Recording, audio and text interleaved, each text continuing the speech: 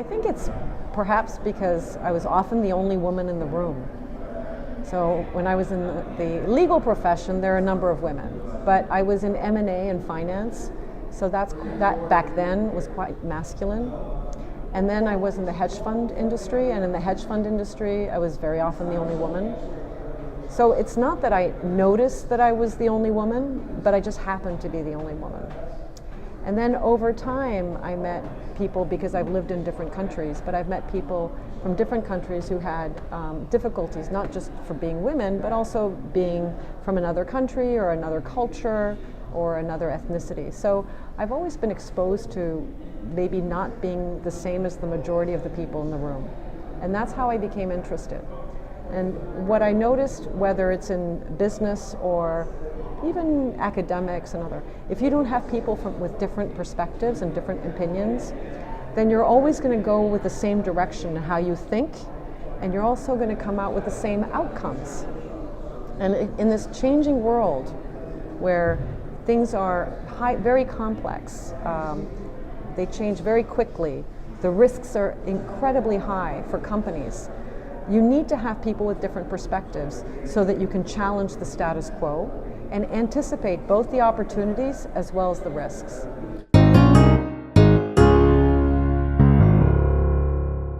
That's the $10 million question.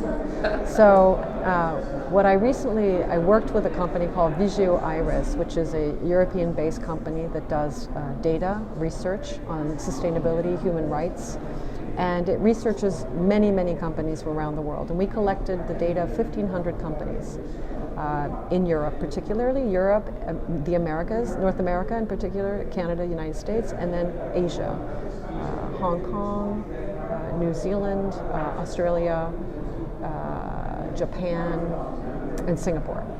And so we took the 1,500 companies, and what we saw in that research was really interesting.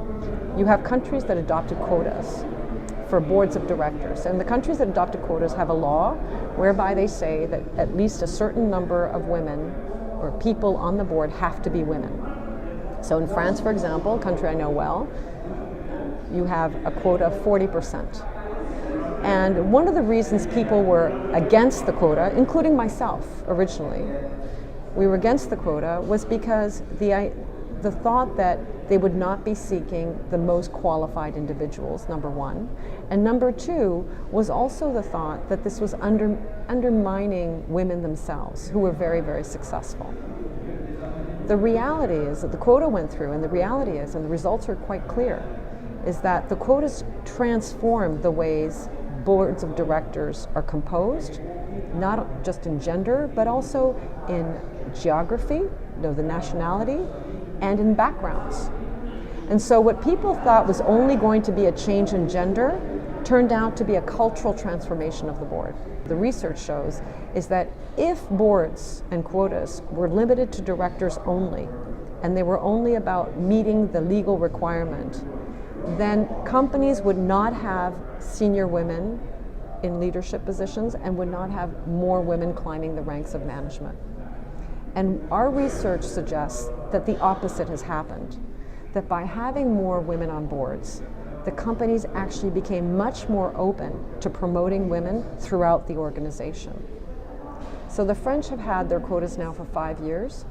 5 years before, and this is only anecdotal, 5 years before, women were 5% on boards.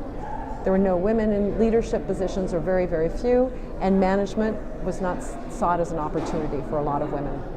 And what we're seeing now is progressive growth, both in the entering positions of management, the growing positions of management, and the C-suite. That said, we still only have one woman in France who's on the top 40 companies as a CEO.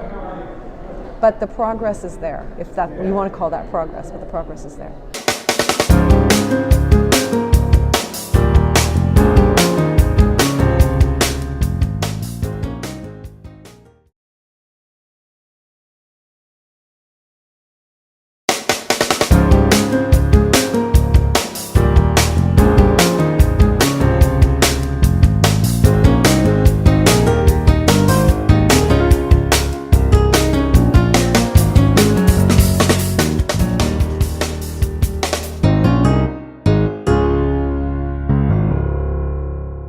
I favor the quotas, and I favor them because at the end of the day, when you're talking 10%, you can say you might look for someone who's not that qualified.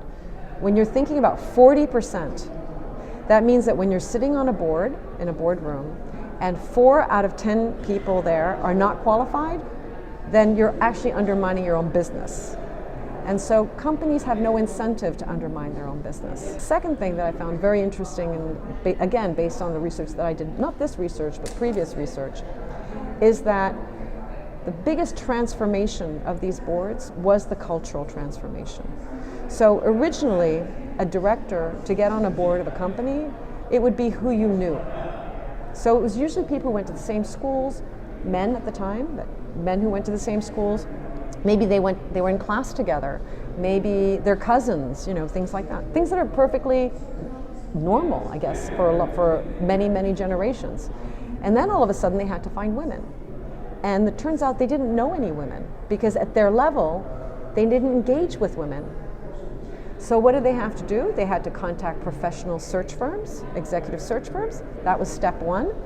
And then they had to say, wait a second, okay, we can't take women who are CEOs because there are no women who are CEOs, or at least not enough.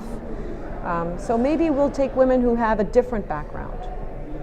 They need to understand how to operate a business. So maybe they can be division heads, or maybe they can be specialists in marketing or in media or whatever. So these women progressively got into the boards and changed the culture. So in many companies now in France or other countries of Europe, you see more nationalities because of the women. People think that just because there's a woman on the board, that woman will be responsible to getting other women on boards. I don't think that's the case. I think, yes, that will help, but ultimately the power lies still with a lot of the men. And so as men meet women as peers who are on the boards, they promote the women afterwards.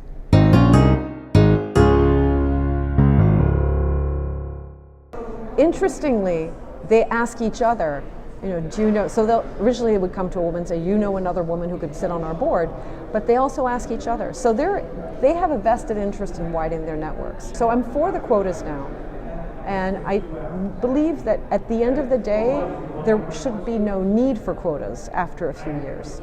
Once you've achieved that number, and you've accomplished the benchmark, which is in France, for example, 40, in other countries it's 30, then the quota should no longer be necessary. On our board, we have 62% women, and the quota is 40, so it's not about the quota. It was really the vision of the nominating committee and chair, chair of the nominating committee, who wanted to find women. It's a luxury business, so women are important in the luxury business. But if it were just about the law, they would be at 40. Going to 62, it's really about finding talent.